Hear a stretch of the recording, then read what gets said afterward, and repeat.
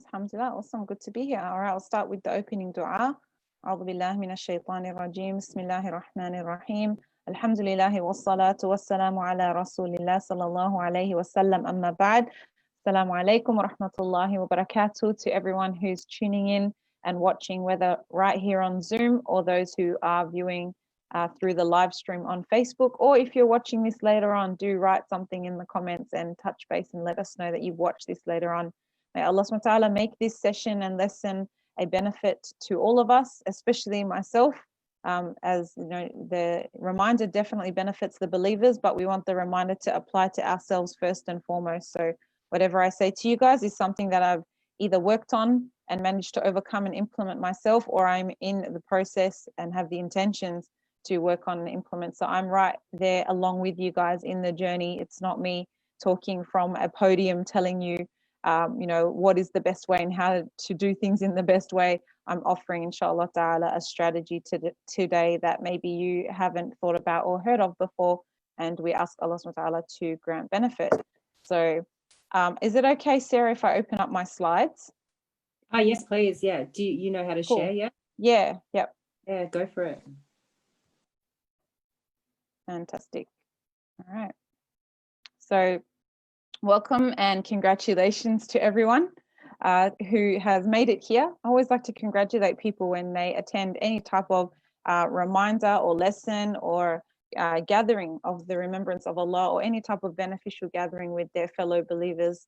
And this is still a gathering, even though we're living all over the country, but we're able to, alhamdulillah, by the permission of Allah, gather together for His sake and draw some benefit. No doubt you guys are here because something sparked interest in you about the title, Conflict in the Home, right? A juicy title, a bit of a controversial title. Everyone's like, oh, I've got conflict going on in my home, and you know, maybe I can benefit from this. Or maybe you have someone that you know who has a lot of conflict in their home, or a little bit of conflict in their home, and you want to be able to extract some suggestions and ideas and strategies to be able to address that conflict. So no doubt the women who are present here, I can see that, you know, majority is going to be women tuned in, as this is Melbourne Muslimahs, Melbourne Muslimahs. So ladies tuning in, but perhaps Allahu Alam, someone or some brothers or husbands might also watch this, since we're streaming onto Facebook as well, Allahu Alam. But I'm going to be focusing in particular on us, we the women, and our role when it comes to conflict in the home, and in particular the role of the mothers in the home. I want to address, inshallah, what your role is and how you can better cope when it comes to conflict. So how can you deal with and address and neutralize conflict that might take place or might happen within your home? And, you know, I want you to think about, you know, what does it feel like to experience conflict within your home? Whether you've already experienced it, or maybe you know of others who experience it and you empathize with what they go through. You know, I want to, inshallah, help us understand that we've all got separate realities when it comes to the experience of life within our homes. You might feel like there's one individual who's often responsible for the conflict in your home, whereas that individual thinks that you're the one who's responsible for the conflict in your home. And then you both have conflict in the middle of all of that, subhanAllah. I want us to be able to, inshallah, change our perspectives about this issue and this topic of conflict within the home, and move away from it being a blame game, move away from it being, you know, having the attitude that others are responsible for fixing the situation, and rather look at ourselves and look within ourselves and think, how can I address this issue and reduce the amount of conflict happening in our homes? So for anyone who is tuning in, it would be nice to hear from you guys. So feel free to write in the comments box. Let us know where you're tuning in from, you know, and engage along the way. We will, inshallah ta'ala, read what you guys have to say, questions, comments. Just pop them in the chat box and I'll address them as we go along, inshallah. So I want you to acknowledge and realize that there will be some benefits to being here, and some benefits to what we learned today, inshallah. We want to take you from feeling hopeless to hopeful. We want you to have, inshallah, less conflict with others, particularly within the home, but inshallah it will also spread beyond the home and out into your other relationships as well. We want you to have an improved coping ability, to be able to cope with conflict or cope with drama and cope with, you know, some of the issues and disagreements that might happen around you within your home. We want to, inshallah, instill within you a greater sense of calm and security within your home, and to have, inshallah, improved connection. And me personally, through implementing the strategies that I'm going to share with you today, I experienced all of these within my home, alhamdulillah, by Allah's permission. So, you know, this is coming from someone who learnt a concept, had to journey gradually towards being able to implement it and shift the way that I saw things and shift the way that I dealt with things. And once I did, subhanAllah, as you can see on the screen, these were the benefits that I was able to experience. And never have I felt a greater sense of calm and a greater sense of ability to cope with the trials and tests, because they're still happening. But now I'm able to deal and cope with them better, especially as the mother and the caregiver within my home. So inshallah ta'ala, there will be, you know, less conflict in the home because of the role that you're able to play. You'll get much more emotional stability. You'll become the safe person in your home. That should be one of the biggest goals, that you are the safe person that people can turn to for that support and that reassurance and that stability. And inshallah ta'ala as well, an improved sense of connection and trust with Allah subhanahu wa ta'ala and with your loved ones as well, which is, you know, no doubt priceless. A quick disclaimer though, if your home has any type of abuse, physical abuse, spiritual abuse, sexual abuse, psychological abuse, financial abuse, if you don't know what the definitions are of these, please go and look them up.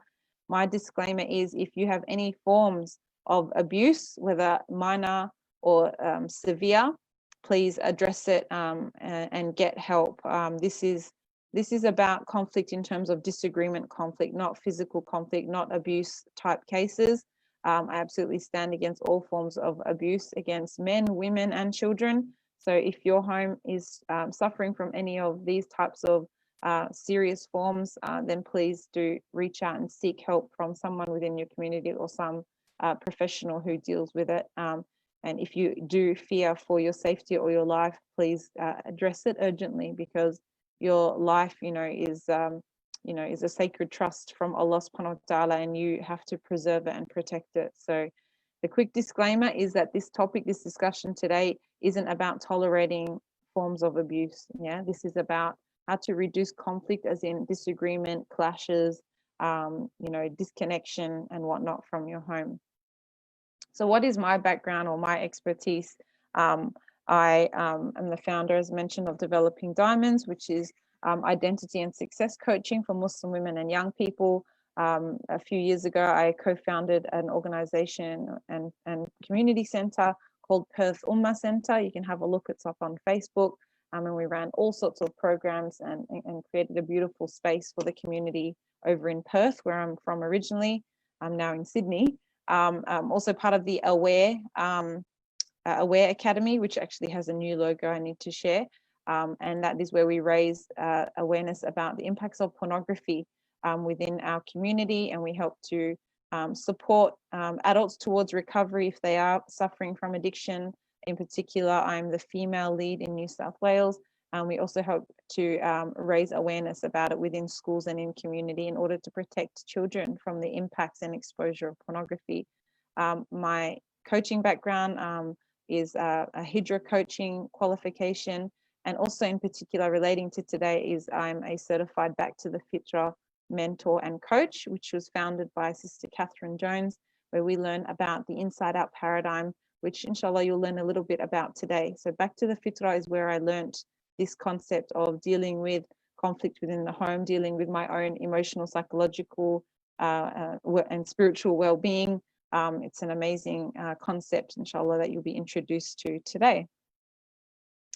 So why do I want to share this? Why do I want to tell you about what I've learned, and why have I chosen this topic of conflict in the home? Does that mean my home has no conflict in it? Absolutely not. Sometimes there is conflict in my home, particularly amongst my 5 children who like to kind of, go through their sibling battles and squabbles and things like that. You know, I want to be able to share a little bit about my own story and journey, that so that perhaps some of you who are listening might relate to some points of that story and that journey, and it might kind of like help you through yours if you see your story through mine. You know, we have to understand that difficulties in our close relationships, they're bound to happen. It's inevitable. It's inevitable. There will be challenging times, there will be difficulties, there will be disagreement and potential conflict in our closest relationships.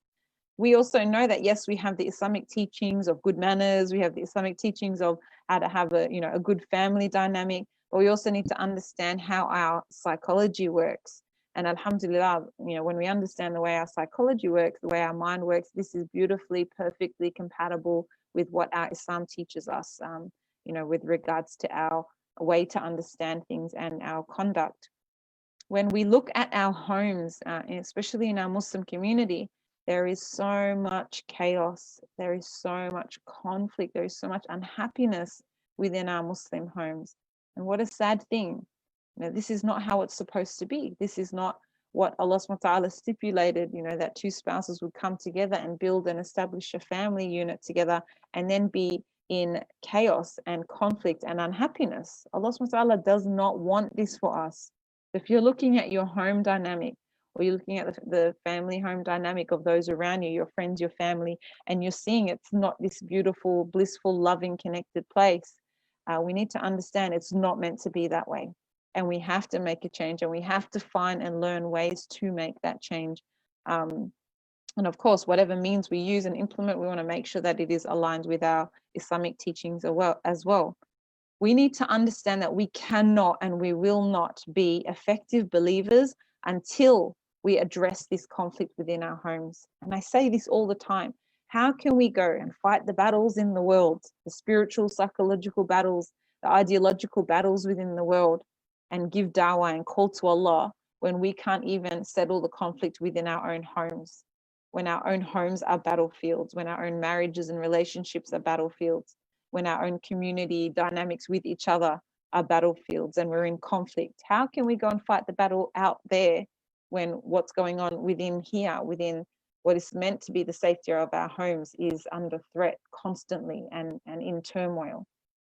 So just acknowledge that and let's realize that. And likewise, we cannot be effective if our personal internal states are not healthy. That is where the conflict that goes on, not only externally, now it ripples inwards and you have conflict within yourself. Often the conflict within yourself is the source of a lot of the external conflict, and the way that you behave, the way that you speak, the things that you choose to say, the things that you choose to do are closely tied to the inner conflict that you're experiencing. So what we want to do is address this concept of, yes, conflict in the home, conflict within the home relationships, conflict within yourself.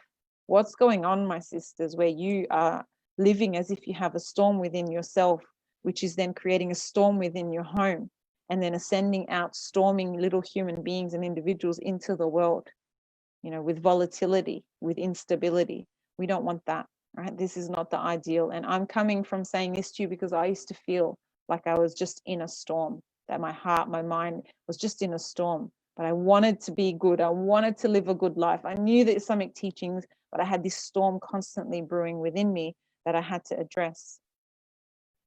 So I wanted to tell you a little bit about my story of hope. And when I was younger, I used to envision and imagine, you know, what my life was going to be like when I got older. And I'm going to have this family of my own. You know, I'd reflect on my own childhood experience and think, okay, how would I like my little family unit to be? How do I want my family unit to be? Perhaps better and higher quality than what it was that I experienced when I was growing up.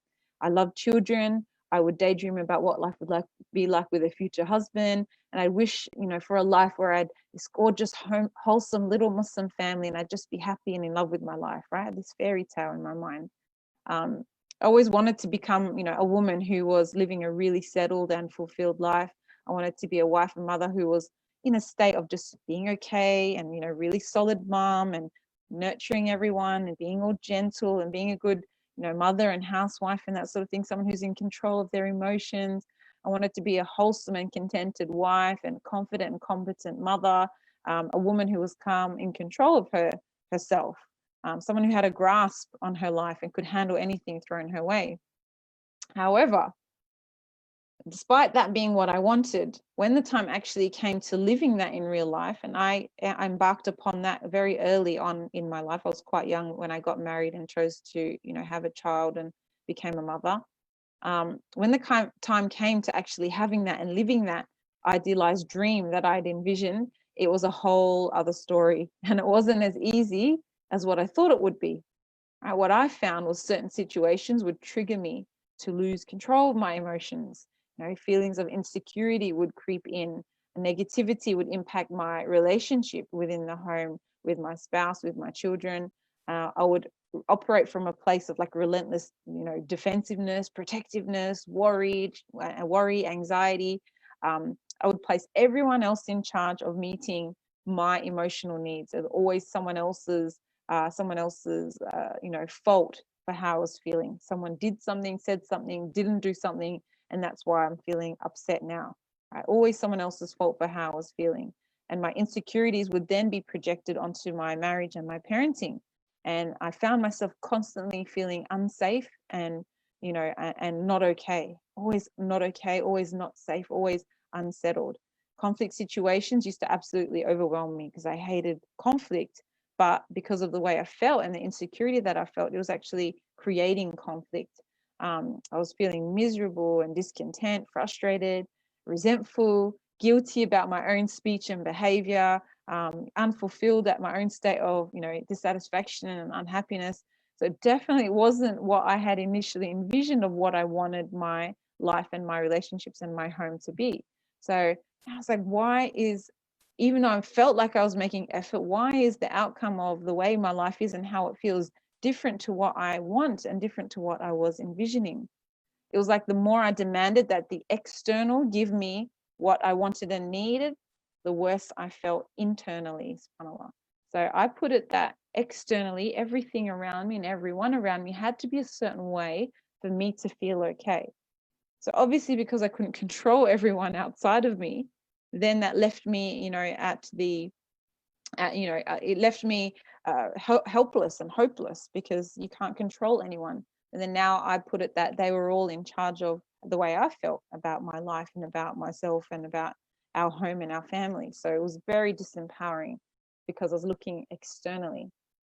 And that was only, that happened until the last few years, where I came across a concept called the inside out paradigm. And I was unexpectedly introduced to it by a close friend who, without knowing very much about it all, I had a close friend who said, you should check out this thing. It's pretty cool. It teaches you emotional, spiritual, psychological resilience, and, helps you to just understand why you're feeling how you're feeling and where those feelings come from and how to overcome those feelings. And I had this sense of curiosity, and I did trust, I trusted my friend's kind of testimonial about it. And I thought, okay, let me have a look into it and study it, or learn a little bit about it, listen to some of the lessons and see if I could uncover why, what was wrong with me. Because at the time I was just like, there's something wrong with me. Like my life and my feelings are not coming out the way that I want them to. So I spent, I just made a decision to spend about a year working on myself internally, learning about the inside out paradigm and delving into it and trying to apply it. Why, where are my feelings coming from? What's going on in my mind? Why am I so attached to, the way others are or the way others behave? And why am I so in need of others to be perfect and everything externally to be okay in order for me to feel okay? So discovering the paradigm and becoming aware of the basic facts of life that I simply couldn't see. There were certain facts about life that I could not see and I hadn't been made aware of. It allowed my broken perception of the world and my reality to simply fall away. The negativity, the disappointment, the frustration about the people and issues that I had around me, they started to fall away once I realized that it was my thoughts creating my feelings of not being okay. And this is an important, one of the most key and important takeaways that I learned from the inside out paradigm is that we are living in the feeling of our thinking. So I learned that the way I was feeling was coming from the way I was thinking. And if I wanted to change the way I was feeling, I needed to check what it was that I was thinking. And as I mentioned earlier, in my mind, I'm thinking everyone is responsible for my feelings. So whatever anyone does or doesn't do is going to impact how I feel. So it's always someone else's fault how I'm feeling. My unhappiness is because of everyone else. And, you know, we would storm and broil over things, and why can't they just do things right and say things right and be how I want them to be, and then everything will be okay.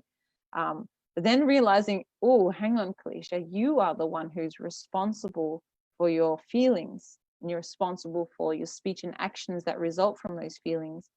And you need to check in with what's going on with your thinking, so that you could potentially challenge the feelings that you're feeling through changing and adapting and checking in with your thinking.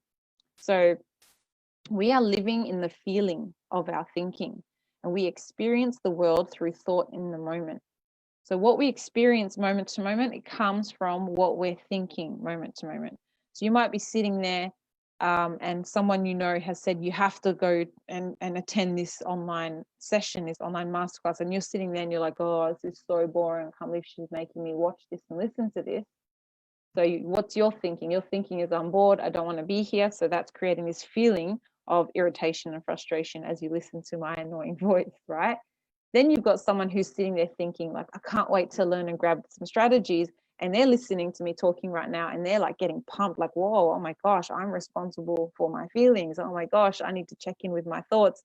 They're experiencing something totally different, yet you're both here tuned into this session.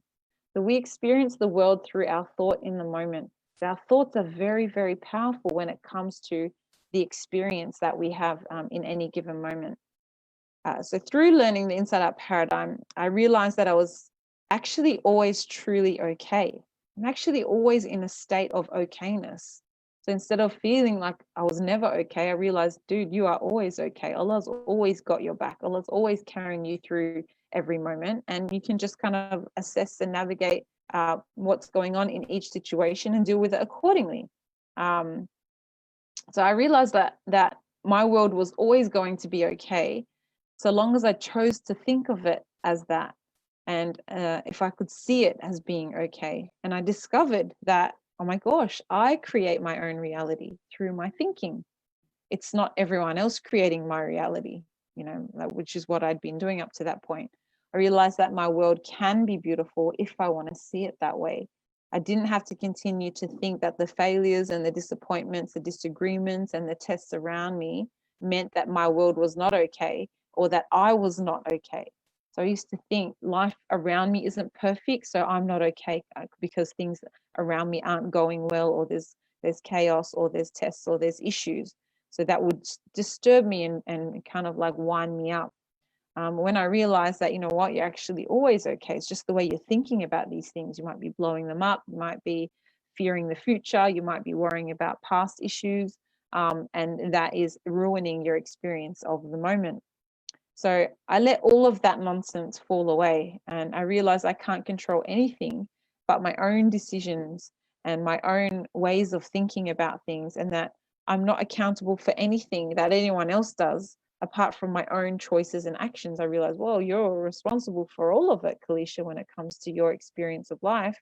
It's all in your hands in terms of how you interpret that and how you then feel about that, as opposed to kind of like turning it into a battle with everyone around you to make them fall in line or make them behave in accordance to how they so-called should be behaving by my standards. So I felt safe enough through discovering these basic universal realities to accept that life is perfectly imperfect, and that I'm the one who's responsible for my own state of well-being, and that no one can truly hurt or damage or affect my quality of life.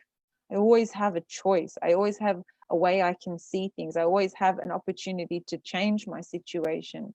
So I now feel free from so much of what was weighing me down unnecessarily, and which took me away from seeing the true blessings, that were right in front of my eyes. I had blessings and joy in front of me that I couldn't see because my mind and my thinking chose to focus on the inadequacies or the imperfections of others. So now I realize, hang on, if I change focus, I can see what's right in front of me. I can see that I am still blessed, that Allah is still with me. That is the greatest joy and the greatest gift of all. So I now feel so much more free from everything that used to weigh me down. And I realized that the life that I dreamed of when I was younger was actually right in front of me all along.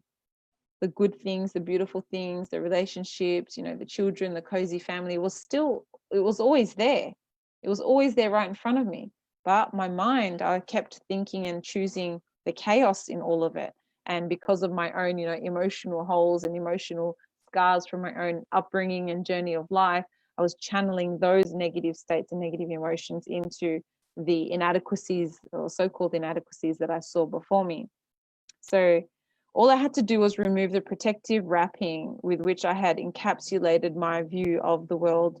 And I could see the great gift of this beautiful, imperfect life that we have.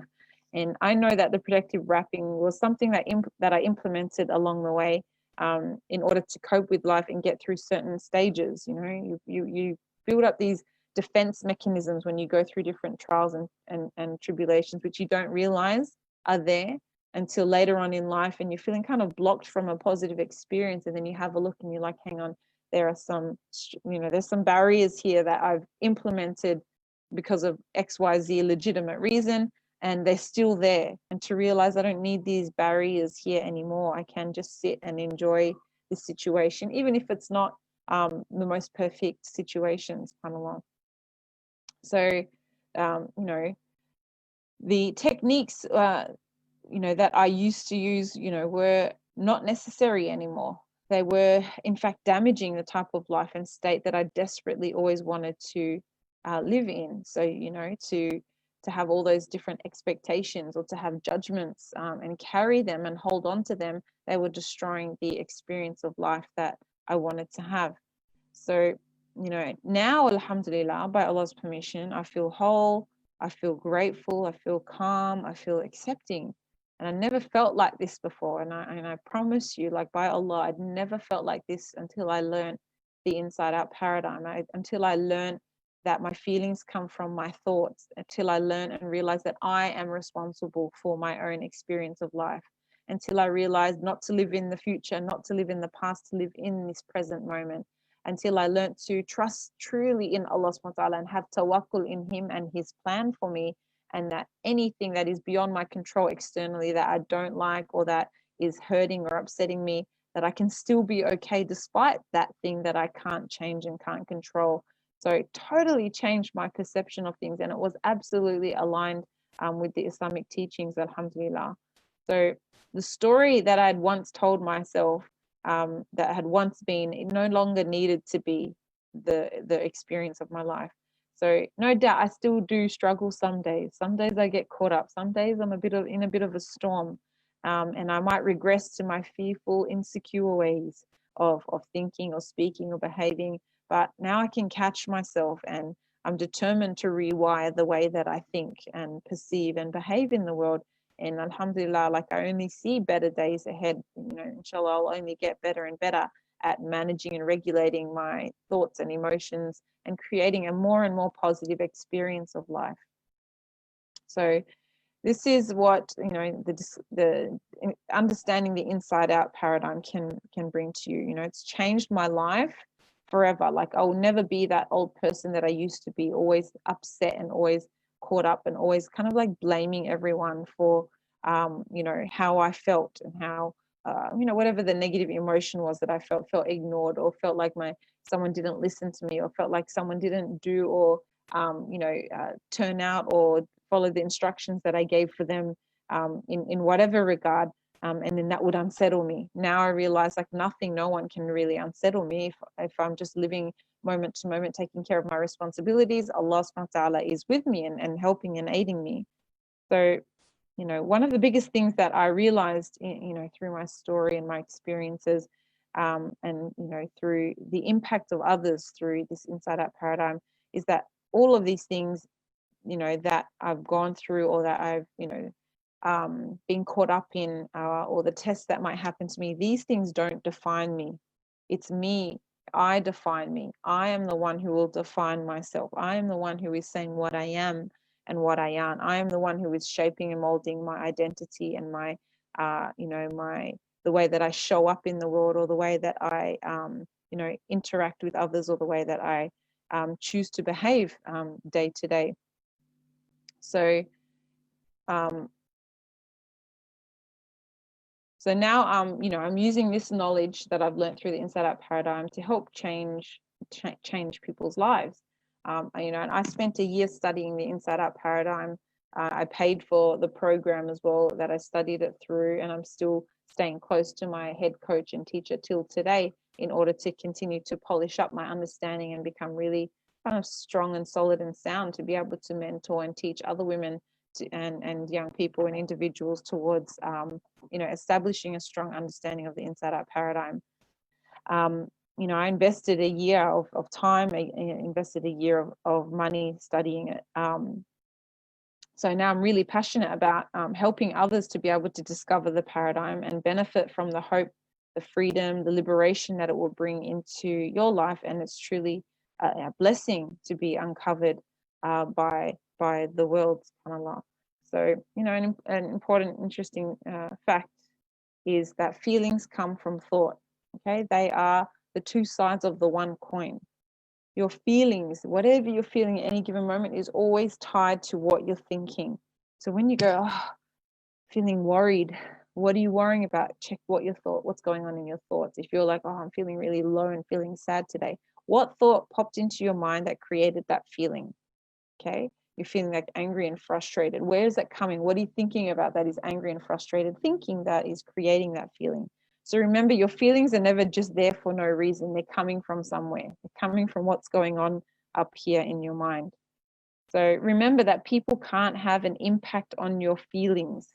It's not them. You didn't, how we say, you making me feel. You're making me feel sad. No one can make you feel anything.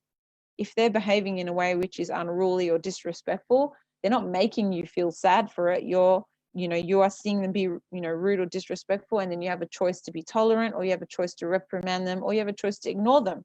Either way, you always have a choice, right? You're choosing a response to ignore, you're choosing a response to correct them, or you're choosing a response to kind of, meet it in the middle and try to kind of like neutralize it. So you always have an option. Remember, people can't have that impact on your feelings unless you allow it via thought. Unless you say, they did that to me, that must mean I'm an unworthy person. So your thought just planted that idea, and it's probably come from something from your childhood, something from your story or experience of life.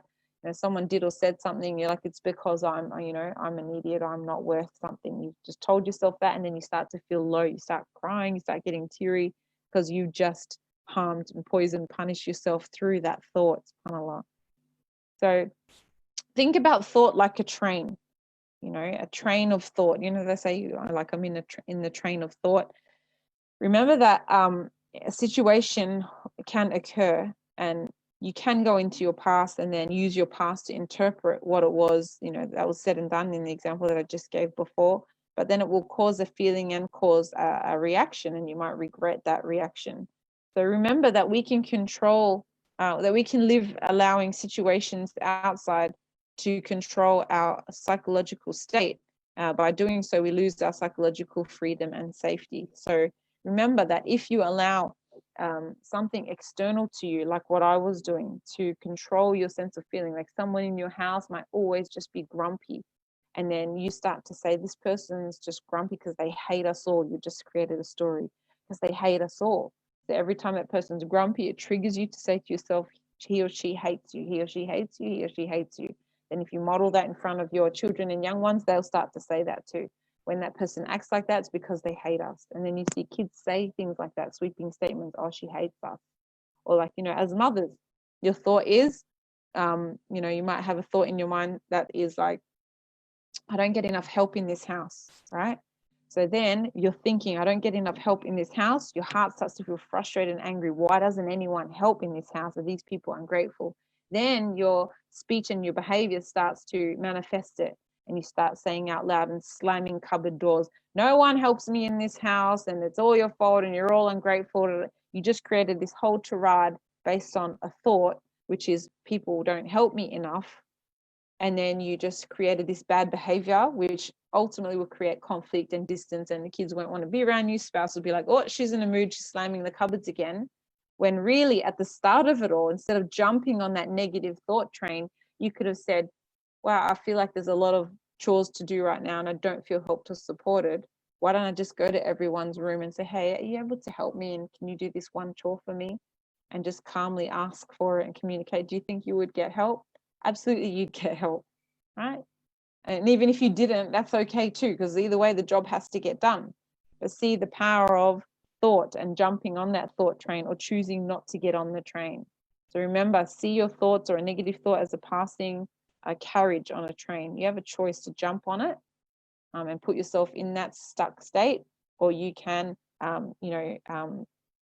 and then, you don't know where that train is going to end up taking you, or you can stay, at the station and say, you know what, I'm going to find my own path. I'm not going to jump on this train. So get off the train if you don't like where it's headed. Okay, so you're never like a victim. You're never a passenger to where that train is going. You don't like that, what's going on in that thought carriage, just jump off the carriage. Put yourself in a different energy, in a different place. So, relating back to my story, my conflict that I would have with those around me was often based on my own insecure thoughts and feelings, which would have me thinking the worst or have me on the attack.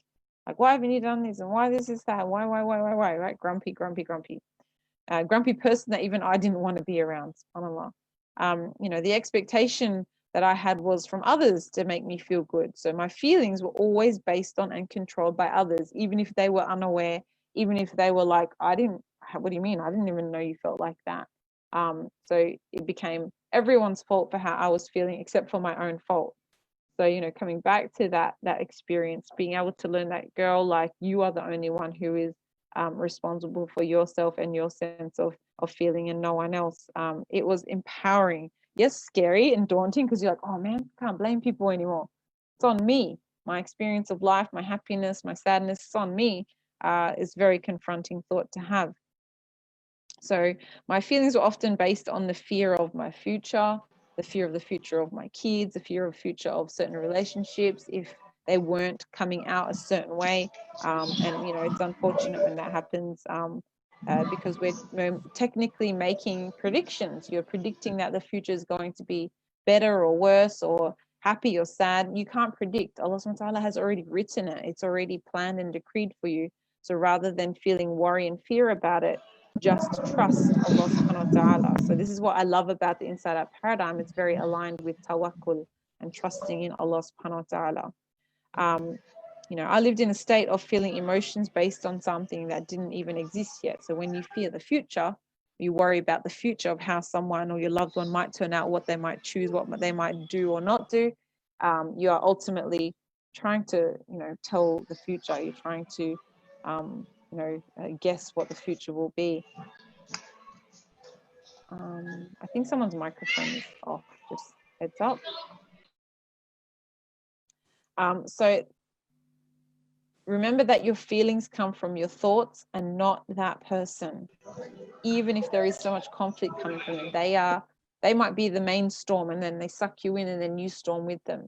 But remember that the way you feel moment to moment, or even in that moment when they want to engage and storm with you, you are responsible for your feelings in that moment. You're responsible for the thoughts that you have and the action that you then choose to take. So, when it comes to, people, having their sense of judgment of others as well. Your judgment of others will fall away when you acknowledge that the other person's perspectives and feelings come from their thoughts as well, even if they might be totally opposite to yours. Like, you might have, this thought about, an Islamic teaching, and you're like, yeah, that's a really important teaching. Everyone should implement it. And then you meet someone and they don't implement it. They're like, yeah, I know it's important, but no, it's not really where I'm at right now. You end up not judging them because you just know that they are on their journey and that's okay. You don't have judgment or expectation over them. You can't expect peace and happiness. That peace and happiness is only going to come from that person being a certain way, or doing a certain thing, or thinking what you think that they should think, or having no control over them or their thoughts or decisions, it can be very, very daunting for a person. So, it's very important to be aware of your own. Don't let untrue thoughts creep in. Let the truth remain. So when you have thoughts come in and you're experiencing positive, negative emotions from those thoughts, ask yourself, is what am I thinking even true? You might have walked into a gathering, no one greeted you. And what does your mind start to say? Everybody hates you, everybody hates you, hates you. And then you start to feel low, sad, isolated, rejected. And then you leave that gathering and you're crying and upset. And someone comes and says, what's wrong? Are you okay? And you're like, no, everybody hates me. And they say, no, nobody hates you. Like, well, they didn't invite me, over to come and, hang with them or have a conversation with that group. And they were like, well, we're just about to ask you, actually. You created your own reality, your own negative story, which caused you tears and a behavior to run away and withdraw. And it was based on something that wasn't even true or real, subhanAllah. So this concept of separate realities, the fact that we have separate realities, is really, really important. This is a classic picture that people, that we've probably hopefully seen on social media. So in this image, you can see potentially two different views, right? Some people see an old lady, some people see a young, beautiful lady. Okay, it's an optical illusion. So separate realities. We're looking at the same thing. Some of you can't stop seeing an old lady, and some of you can't stop seeing the young woman. Separate realities. What you see and what I see, we have to understand that there's separate understandings to that for whatever reason. Even if you spent 24/7 closely bonded, learning whatnot with that person, you still will have a separate understanding of many, many realities. Sometimes you might have heaps in common with someone in your life or with a new friend, but you still have an element of separate realities because you don't actually live in each other's shoes. So remember that people will always see things from their own perspective and unique perspective and experiences. And guess what? That's okay. You don't need to feel like, you or your life or your way is under threat because some people have a different understanding than you. So just keep that in mind. Also things like labeling, if you're being labeled or being called names or being treated unfairly or untruly, you don't need to believe it. Someone doesn't need to keep saying you're purple, you're purple, you're purple. And like, okay, I'm purple. If you're not purple, don't be purple. Don't accept the labels that are placed on you. And we have that as Muslims. We have so many labels that are placed on us. Don't accept it, internalize it. Just be you and be strongly you. Understand that less unnecessary or untrue thoughts, you want them to fall away and you want the truth to remain. Any unnecessary nonsense, rubbish, time wasting thoughts. What if this and what if that and what if that person, what if? Again, probably social media feed is fueling that. It's fueling those thoughts because it's all the what if assumptions about others and about the world. We want all the unnecessary things, the untrue thoughts to fall away so that our minds and our hearts can be focused on the haqq and the truth. And this is where our Islamic worship, reciting the Quran, doing our azkar, keeping our tongues busy with these good things, this is where we see the benefits of that. So how does the inside out paradigm not work? So inside out paradigm doesn't work through saying don't think. It's not about not thinking and not feeling. So you don't actually have to do anything. Like, okay, so do I have to journal about it? Do I have to stop this, or do I have to not say that? There isn't a doing when it comes to developing and enhancing your understanding of the inside out paradigm. You don't have to do anything, stop anything, force anything. Okay, they call it subtractive psychology. So it's not adding, here's a strategy to do, it's actually subtracting. Let the false thoughts fall away, let the false realities, the separate realities fall away, let the exaggerations fall away. All of a sudden you're like, oh, my mind's quiet. Because all the negative, nonsensical, exaggerated junk, my mind's like, why are you going there for? It's not even real. It's in the future. Why are you worrying about the future? Or it's from the past. Like, you've repented from the past. Don't keep going back and focusing on the past. So again, it's very much aligned with the Islamic teachings. It doesn't require you to stop or fight thoughts. You don't have to stop thoughts. You don't have to fight them and resist them and go, oh, stop thinking like that, or you have to stop thinking like that. Just watch it. Just watch the way your mind goes when someone says something, or when you're feeling, a little bit anxious, and you're like, wonder what triggered it. Go back to have a look at the situations that might have triggered for you to feel, anxious or frustrated or upset. So you don't need to do anything. Just be in the moment. Be in your feelings. Be in your thoughts. Don't label the thoughts as even positive or negative. They're just thoughts. It's behavior due to thoughts and negative, and it's the behavior that's due to thoughts and feelings that can be positive or negative. So remember, thoughts themselves, it's not a positive and negative thought. It's just a thought. Like, don't label it as good or bad, because then you're kind of saying that you had a negative thought, so-called negative thought, come through, and, oh, am I wrong, am I bad, is it a sin or something? You're not accountable for your thoughts in Islam, alhamdulillah, thank goodness for that. So don't label the thoughts as positive or negative. They're just thoughts, and it's the issue is the behavior and the reaction, the manners, or the akhlaq, the choices and things that you do because of those thoughts. So when it comes down to, the inside out paradigm and understanding, and understanding the fact that, the things that have gone on in the past don't define us. And we need to understand that, different things that we might need in life, trauma, healing, visiting the past to kind of soothe and ease our psychological state or our sense of well-being. We need to remember that what happens to you doesn't define you. Okay. If you were very hurt, or you were abused, or you were betrayed, or you were robbed or rorted, or you were whatever the horrible, horrific things that might have happened to you, these things don't define you. Okay. Me feeling like I couldn't depend or rely on anyone, or that people weren't doing this or people weren't like that enough, and that dependency on others, and that sense of like everyone's responsible, that I feel this way.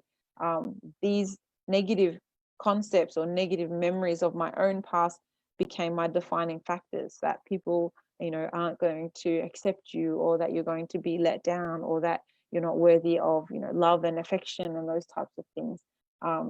We need to understand that what has happened to us in the past absolutely doesn't define us. If we allow it to define us, we will never achieve anything. You just sit stagnant and comfortable, subhanAllah. So what is the Islamic connection? The Islamic connection for us as Muslims is that when it comes to conflict in the home, we learn from the Islamic teachings and traditions that we give up argumentation even though we're right. Yeah. So it's about not needing to fight, because the debate or the issue that's at hand, like, it doesn't matter, like, your ego is not involved, because you're not operating from that weak state, inshallah ta'ala, that you don't have anything to defend, because maybe you haven't done anything wrong, and you just mean well, and maybe you made a mistake and then you said sorry, but you don't need to be continuously lashed for it and made to feel like you're wrong, or you've done the wrong thing, or you're any less. So give up argumentation even if you're right. Just neutralize. Like, put water on the fire. Someone in your home is coming at you with fire, just put water on the fire. Yep, that's fine, that's okay, I accept it, we don't need to argue, it's all right, and find ways to just neutralize rather than meet it head on and clash. Remember to trust Allah subhanahu wa ta'ala for all of your affairs. You trust Allah subhanahu wa ta'ala. So that becomes the focus, the forefront of your mind and your thoughts, that this is from Allah. I trust Allah. Allah help me through this. Allah give me the focus and the vision that I need to get through this. Allah give me the patience not to react to this person's bad behavior. Right? This is what our conflict in the home, what it looks like in terms of us having to actually face it. So we are told to think good about things, and think good of Allah subhanahu wa ta'ala about why our life is a certain way at any given time, or why someone in our life is behaving a certain way at any given time. Trust that Allah subhanahu wa ta'ala is there for you and backing you, and He is your supporter in all of your affairs. So remember that thinking good of Allah is a form of worship. Know that Allah subhanahu wa ta'ala is the controller of the hearts, and He's the controller of and such, the controller of feelings, and don't allow anyone else to do so. Don't let anyone else have the power to impact and sway your heart. So like I said earlier, like, someone else became responsible for my state of happiness, fulfillment, well-being. And so long as I did that, in constant conflict about it, because that person somehow like owed me to fix what was perhaps actually broken within myself because of my own lack of ability to understand the source of my emotions, subhanAllah. So, remember that Allah is the controller of the hearts and the feelings, and no one else has the right to get into your heart and soul and reach you like that. Remember that living in the moment is how you can be in a state of taqwa.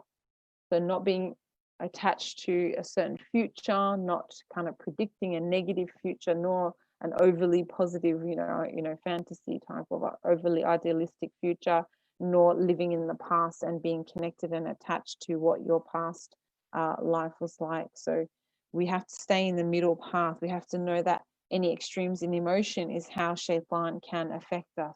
So we want to live in a state of perpetual ongoing taqwa of Allah, remembering Allah, getting close to Allah subhanahu wa ta'ala as much as we can. And these are all in line with the inside out paradigm understanding. So some final points, inshallah, for those of you who will benefit from some takeaways. I guess we would say that feelings come from thought and nothing else. Okay, so anytime you're feeling a certain way, whatever emotional state you feel in, remember it's coming from what you're thinking, which is the powerful realization to make, because that means you can either shape your thinking to be positive and loving and calm, or you can make choose that your thinking is turmoil and it is negative and pessimistic and resentful and angry, and then that will put you in that state emotionally. So again, it's up to you. If your feelings come from thoughts, then check in with your thoughts. Remember that we're living in the feeling of our thinking, and we experience the world through thought in the moment. Remember, each and every person's experience of their life is according to their own unique reality, and that's okay. Separate realities, like what you might experience of, a certain holiday. Someone might have the exact same pathway as your holiday, or even a family member, and they had a totally different experience of it. And, one of you might think it was amazing, another might think like, oh yeah, that was pretty basic or nothing special.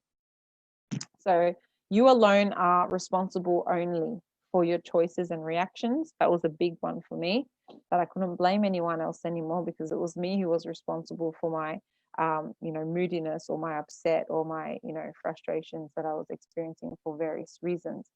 So remember that living in the truth and living in the moment of your okayness, it's much more easy, it's more peaceful, and it's less fearful. Remember that sometimes you'll see the truth and sometimes you won't. And we know that the Quran is the ultimate truth, right? Sometimes we read it and we see it, and sometimes we read it and we just don't feel like it's connected with what it is that we're going through or experiencing life. And that couldn't be farther from the truth. The Quran is always, subhanAllah, relevant to each and every one of us. So remember that your thoughts are the key to your peace. They are the key to your safety. They are the key to your freedom.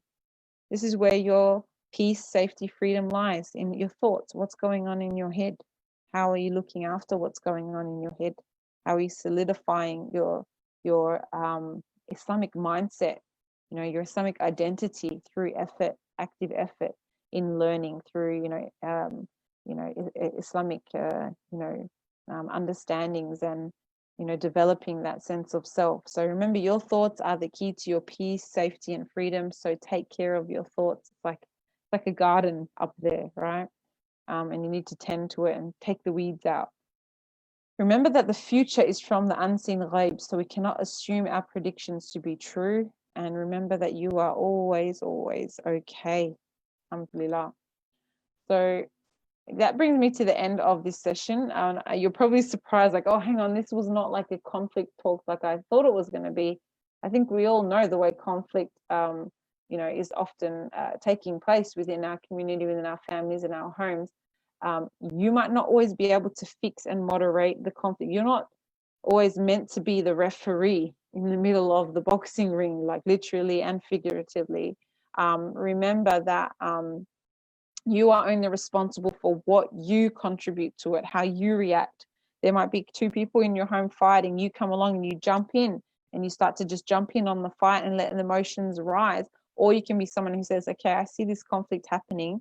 My involvement can now add water to it and put out this spark and put out the flames of conflict between these two individuals. So remember that you can and that you are able to impact things in a positive way.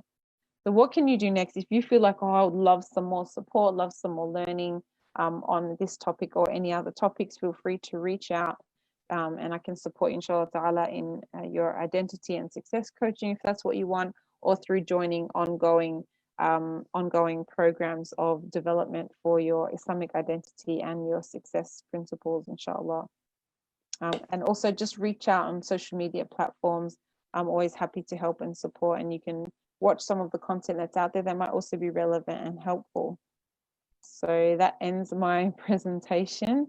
Jazakallah khairan, everybody. I don't know, did it get rid of the slides? PM to us, so.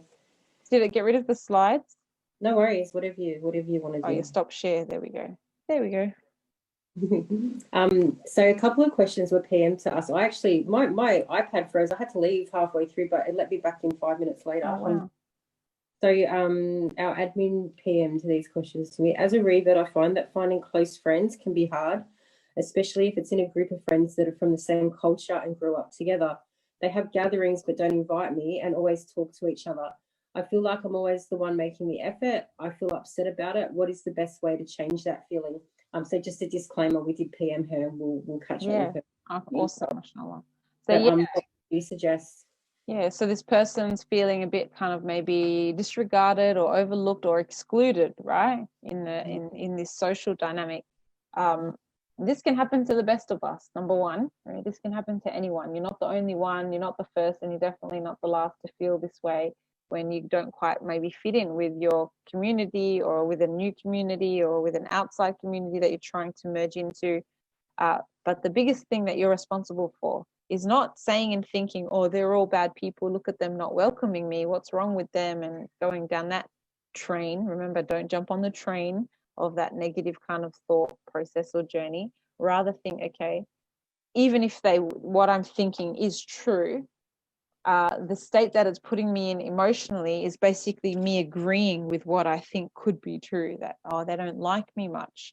So now you're hurt and sad and upset because you're like, they don't like me much. But you saying that to yourself means you're not liking yourself very much, right? So it's reflective of your own relationship with yourself, which always needs work. So remember to go inside, work on your inner state, and then inshallah externally that will also manifest in being a more confident and a more assured person.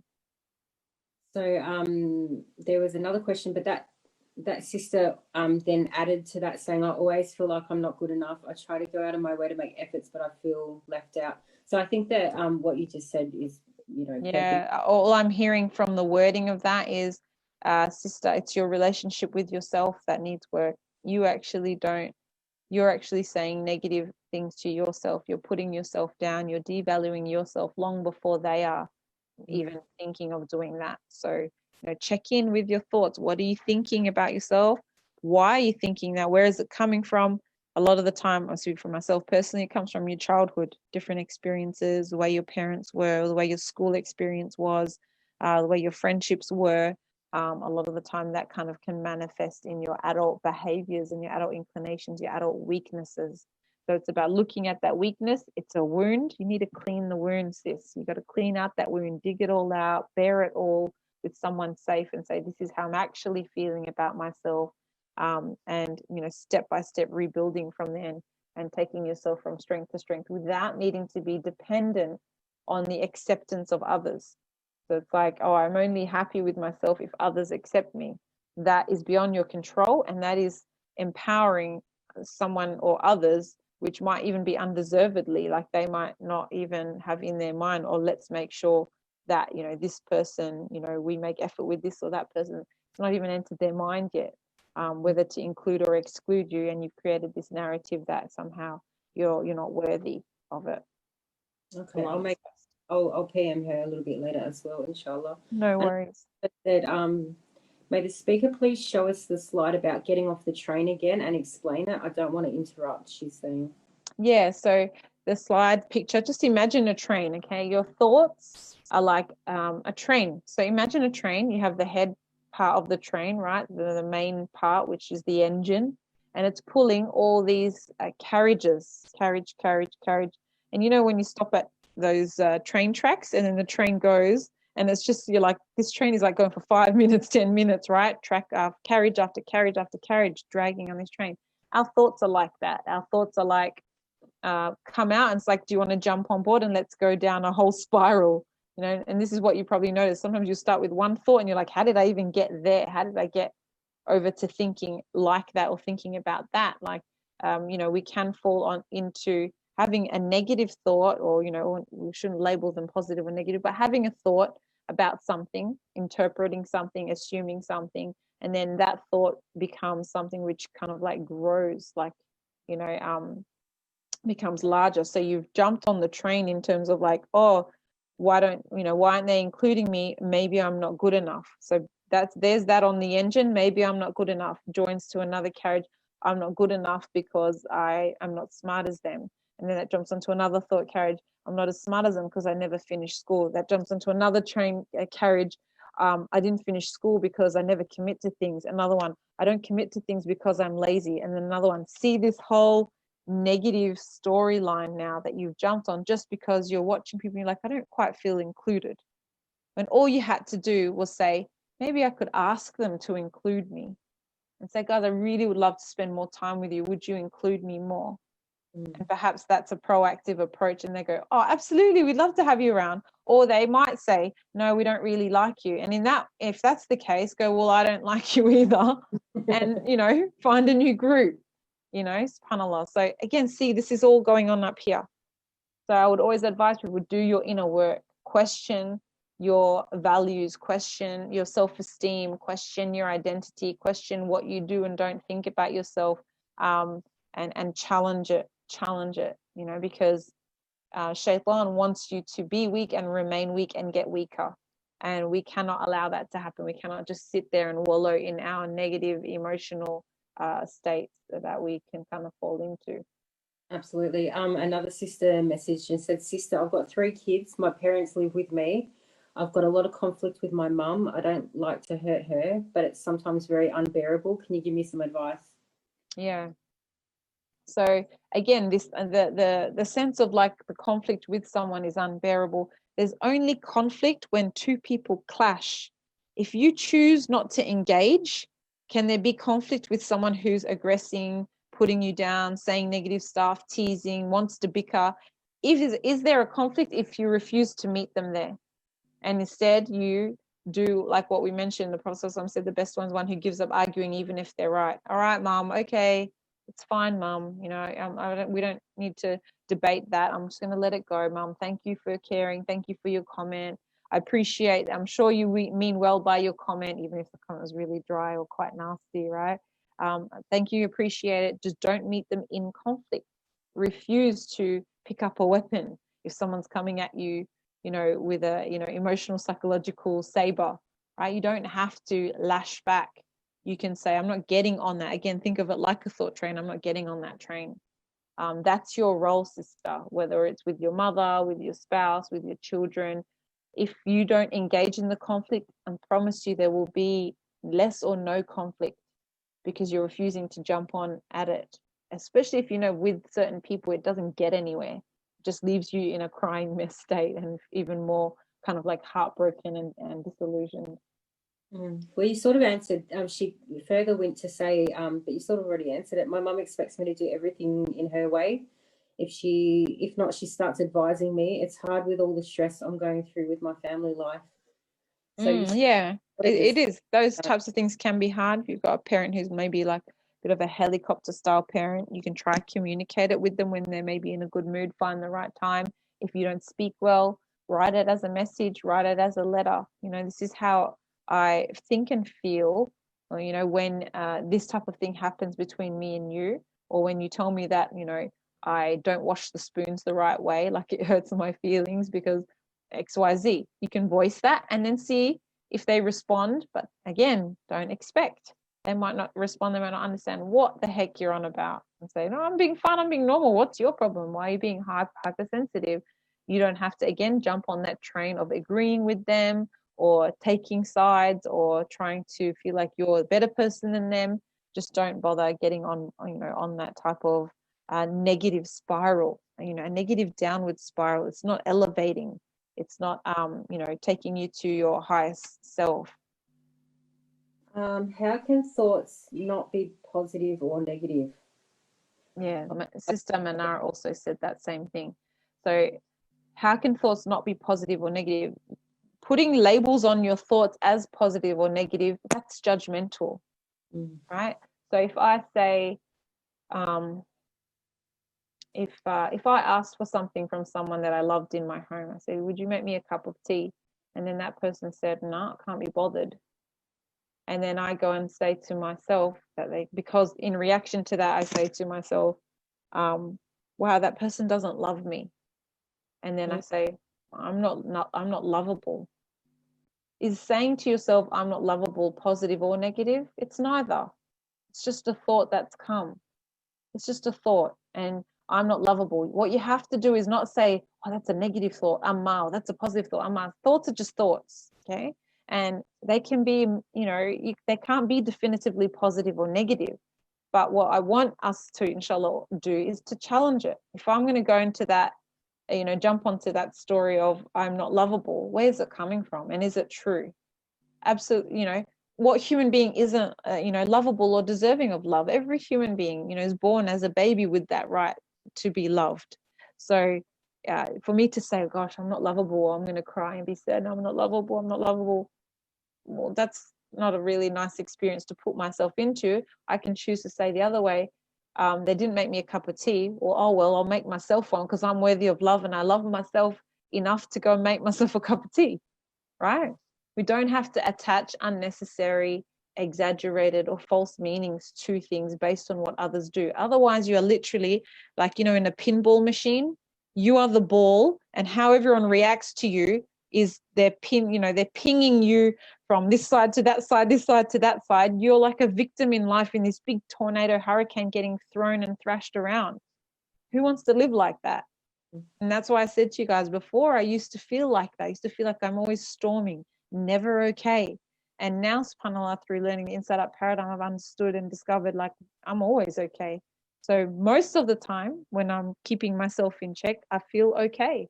Even though I promise you some of the tests that go on in my life and that have happened to me or around me have been absolutely immense, difficult, challenging, yes, painful, but I've still felt like, alhamdulillah, I'm okay in it all. So it's something that, I can testify to because I've had to journey there to find that place myself. And Allah knows best. Alhamdulillah. So I think that's it for the questions. There's none on Facebook. But I might share your page on our Facebook group a bit later if that's okay. Sure. Yeah, no problem. Alhamdulillah, it's beautiful to be here. Yeah, alhamdulillah.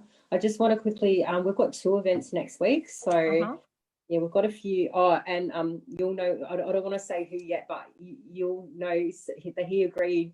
Exciting. Yeah, I think you know which one. So that's because of you. So I hope you get lots of reward for that one. Me? Yeah. I'll PM you later. Yeah, tell me. I'm curious now. I'm excited. It all came from one of your Facebook posts. And wow. But 10 o'clock in the morning because of the time difference. But I think people will get up for this one. Wow. So next week though, we've got Doctor. Oh no, I can't even say this name. Saliha Afri. I'm so bad with Arabic. Someone help me. She's from Dubai. So Saliha Afridi. Yeah, oh my God, that mashallah, that sounds amazing. So good. Man, I'm just like, so Aussie. Wow, look at the work she's done. Amazing. Mental health. Yeah. So I know that we got an announcement today, subhanallah, restrictions will start getting eased, alhamdulillah. Yay, mashallah. Great. So happy.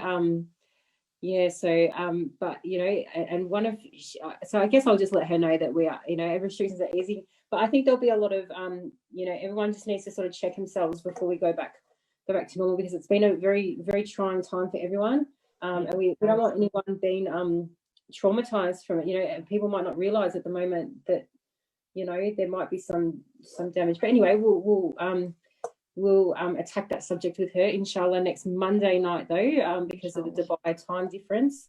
Now, the next one, very, very important. We had a sister pass away a few weeks ago, 3 weeks ago. She's still not been buried. There's conflict about the Islamic burial. Now, the only way this can be sorted is obviously if everyone has an Islamic will. You know, this girl was registered Muslim, and the closest contact, the next of kin, is not wanting her to be buried Islamically, and Australian law says that they get the final say. So some topics that we'll discuss with Sister Ramia Abdul Sultan from Sydney is the importance of having an Islamic will, inheritance matters specific to converts, and the stance on organ donation. Obviously, it's a big topic. We can talk about it for a long time, but we'll just we just feel it's very, very important because, you know, none of us is guaranteed. None of us. This girl was perfectly fine. There's nothing wrong with her. You know, early 30s, and she just, you know, basically dropped dead. So, you know, we've seen it happen over the years, but everyone thinks it's not going to happen to them. We don't want to go through this again. Trying to talk to a family, trying to get them to do an Islamic burial. It's very bad. It's very it's not nice, you know. So inshallah, that one will be next Tuesday night, inshallah. And then we also want to just we've got the donation flyer because we haven't asked for donations for a while, and we actually need to. Our account's about $50 at the moment. So now with the restrictions easing, so what we did over COVID, we cut our cases right down to just emergency and intensive sisters. That they're the only ones we visited one-on-one, and we took for walks 5K within their home, 5K with our work permit. But the aim and the goal of Melbourne Muslimahs is actually to, you know, get all these sisters in a gathering and watch them make friends with each other. You know, we're there to sort of facilitate that sort of environment where these reverts and these sisters that have changed their lives, you know, can do that, whether it be in a cafe, picnics, walks. The cafes are now open to have 20 people, so we might have some iftars on Monday or Thursday nights or something like this, inshallah. Just so we've got that area and the excuse basically for these sisters to meet each other that we think will get along. That's the aim of Melbourne Muslimahs, for these sisters to build their own, you know, new circle of friends. That's what we aim to do. So now that restrictions are eased, we do need a little bit of help if anyone's able to do that. We've also got some sisters. I've got one sister that needs a couch. She's got and a couple of sisters coming up that need to get their license soon. So, but anyway, inshallah, if anyone can help out, there's a PayPal link as well. So Jazakallah khair, Sister Calisha. We'd love to see you again in the future, inshallah. Well, yeah, it was beautiful to be here and lovely to, see your community, the Melbourne Muslimah online community. Alhamdulillah. Thank you so much. May Allah reward you and all of those who are involved in the work and everyone who tunes in and benefits. Alhamdulillah.